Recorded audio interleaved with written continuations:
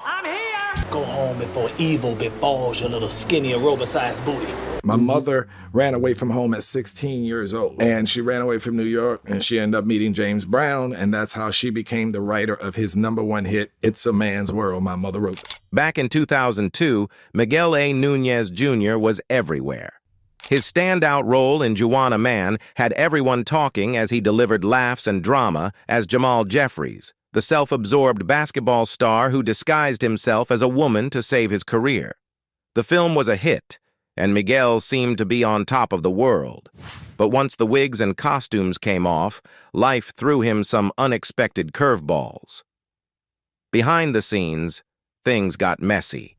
Miguel faced challenges with homelessness, a shoplifting scandal that made headlines, and even a bloody altercation.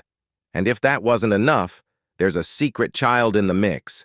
And all of it was done while Miguel kept us laughing. Stick around as we dive into the tragedy of Miguel Núñez Jr. is so sad. From James Brown's legacy to Hollywood.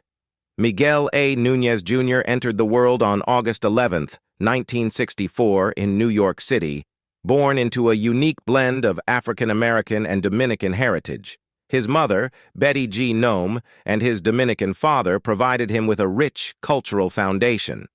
However, Miguel's early life was far from the bustling energy of the city.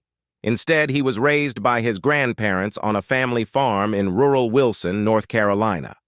Life on the farm was anything but glamorous. Miguel often spoke about the hard work that shaped his childhood. "My mom had 7 children, one after another," he once explained. "She'd take us and give us back to our grandmother because they had a farm and needed boys." From an early age, Miguel was put to work in the fields, picking cucumbers and butter beans, cropping and hanging tobacco, and even laboring in a tobacco factory. "I worked from the time it came in one end to when it went out the other, ready to be shipped as cigarettes," he recalled. But Miguel's family was no stranger to extraordinary stories, and his mother's life added an intriguing layer of legacy.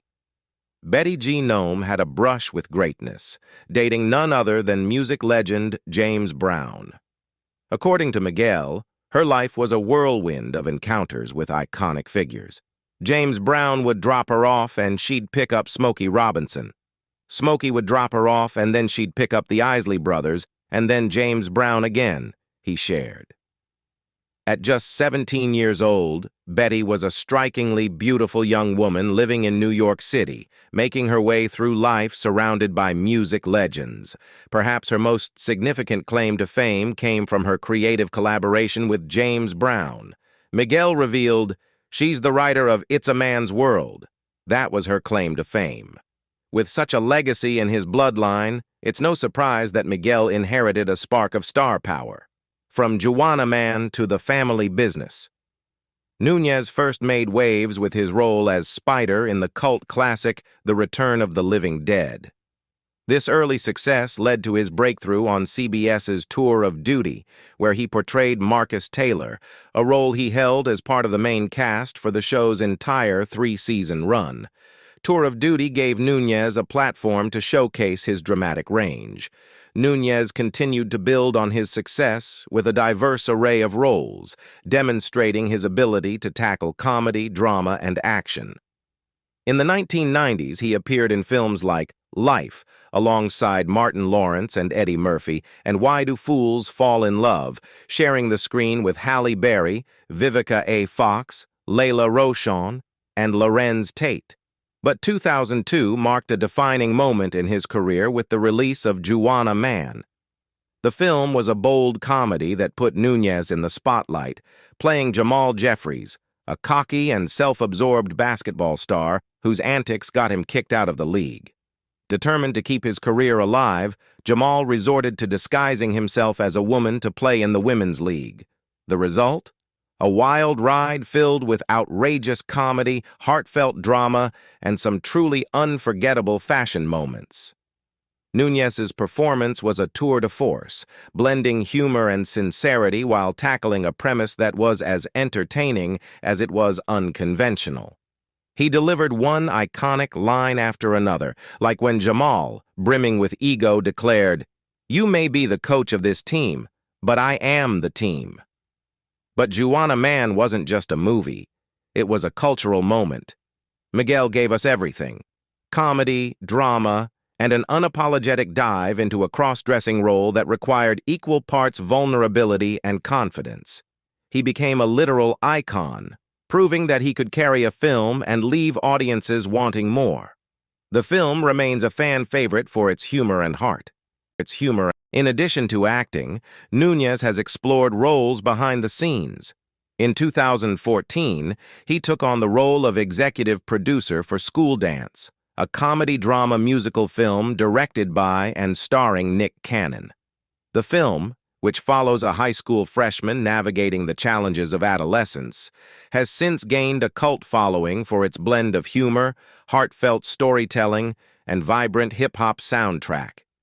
Nunez's involvement in School Dance highlights his ability to contribute meaningfully to projects beyond acting. More recently, Nunez has captivated audiences as Harris Grant in the hit series The Family Business.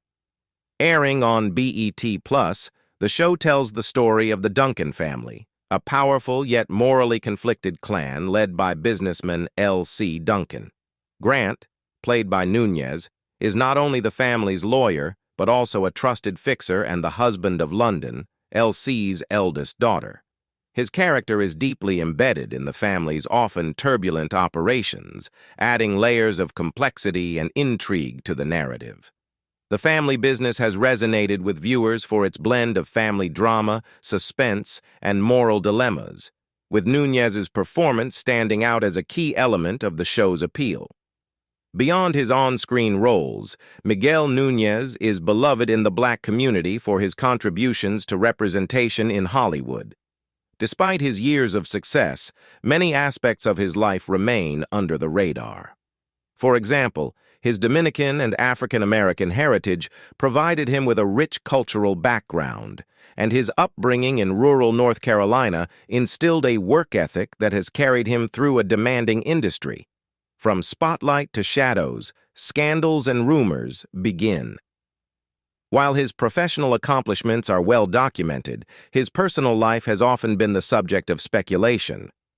One rumor that set the gossip mill abuzz involved Miguel allegedly being romantically linked to actress Monica Calhoun, best known for her role in The Best Man. The whispers of a relationship between the two sparked excitement among fans who loved the idea of the two stars together. However, neither Nunez nor Calhoun has ever confirmed the rumors, leaving the story in the realm of speculation. Monica Calhoun has always been one to keep her private life under wraps, but back in 2000, she welcomed a visually impaired son who has become the light of her life.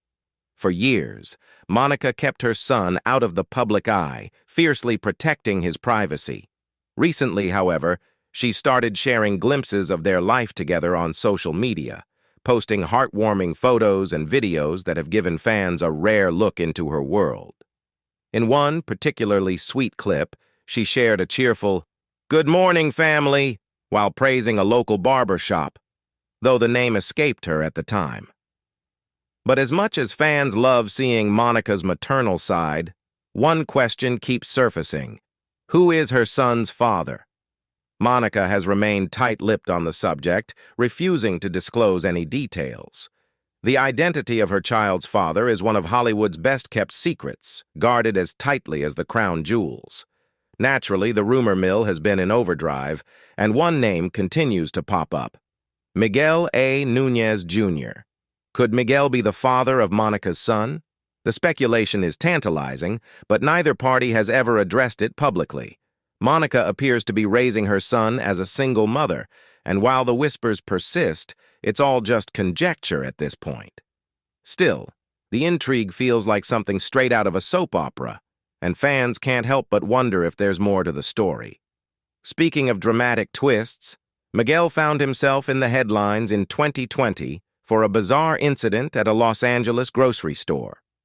According to reports, Nunez walked out with at least $200 worth of groceries earlier in the week, sparking allegations of shoplifting.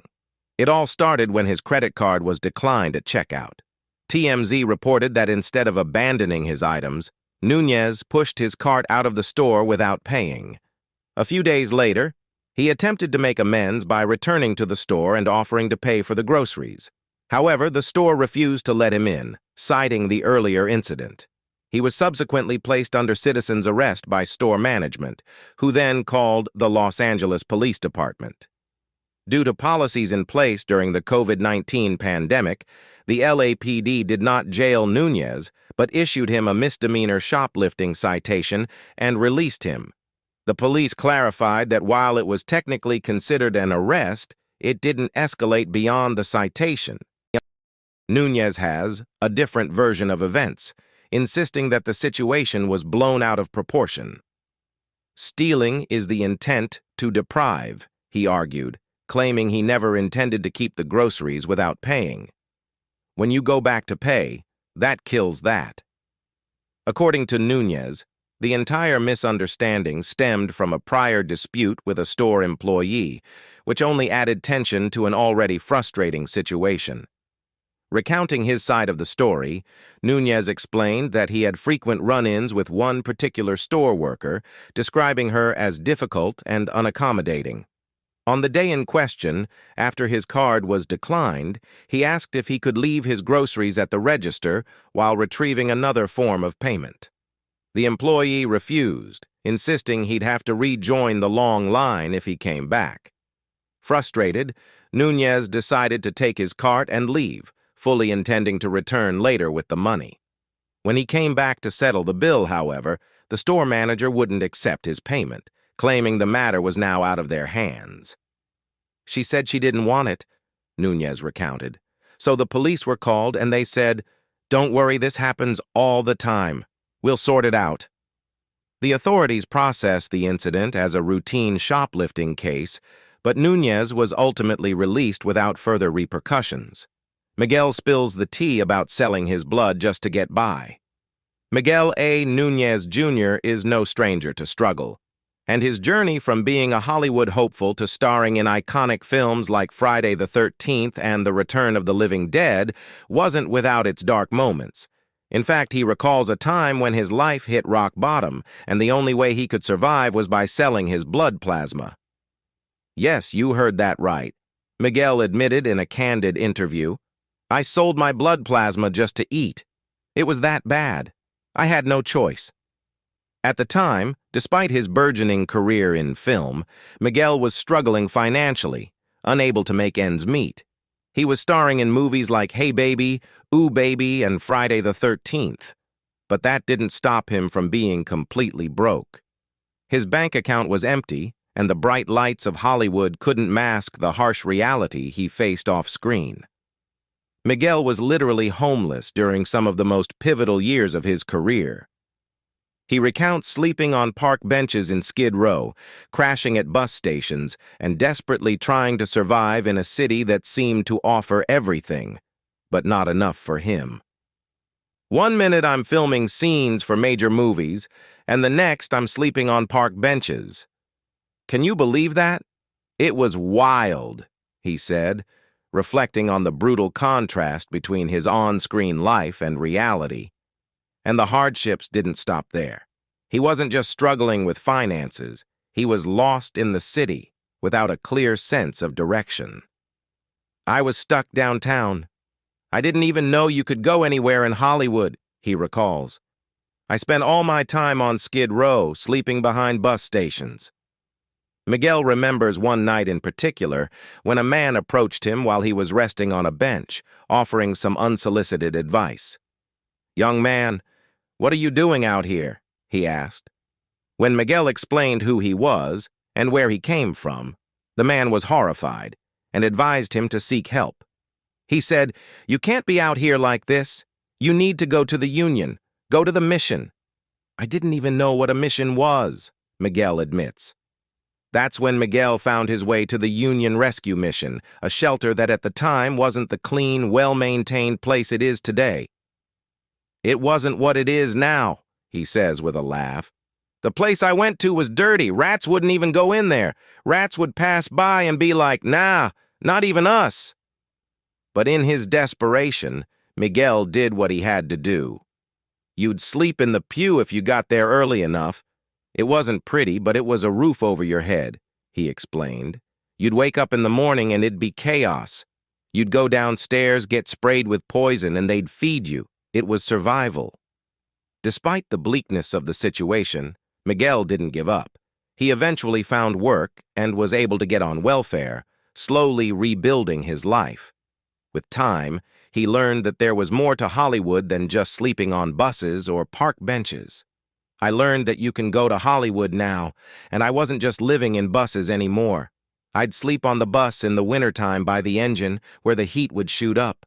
I remember so many times they'd be waking me up and the buses would be parked downtown, but I made it work. It's giving rags to Hollywood, as someone put it. And honestly, it's a perfect encapsulation of just how difficult and unforgiving the entertainment industry can be. From rags to riches, Miguel's crypto hustle and comeback. But look at Miguel now.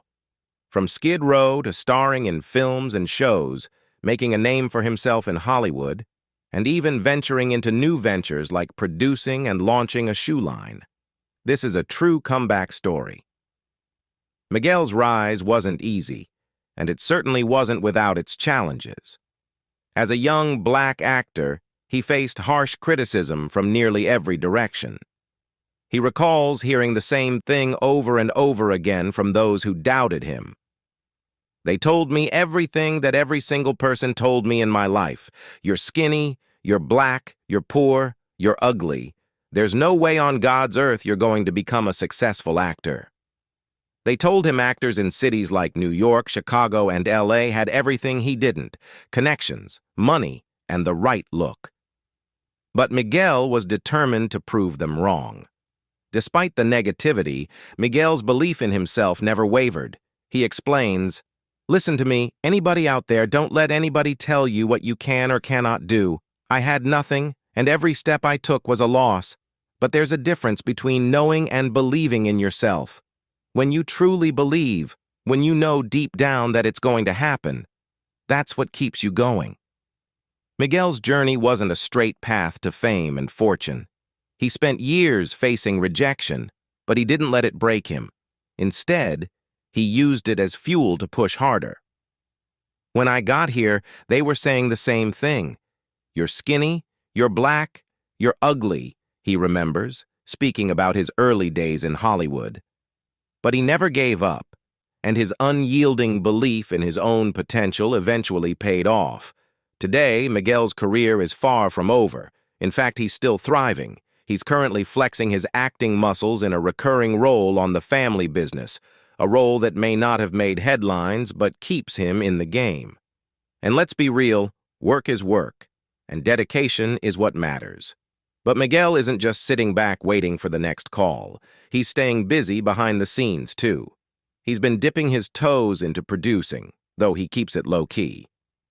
"You think I'm just out here waiting for the phone to ring? Nah, honey. I'm making moves," he says. And if you think that's all, think again. Miguel is also keeping his entrepreneurial spirit alive with his own shoe line, which he proudly rocks wherever he goes. From acting to producing to creating his own brand, Miguel is proving that his hustle knows no limits. But it's not just about his career. Miguel's attitude and mindset have played a massive role in his success. "I think your attitude has something to do with your health," he says, laughing about how he's managed to avoid sickness over the years.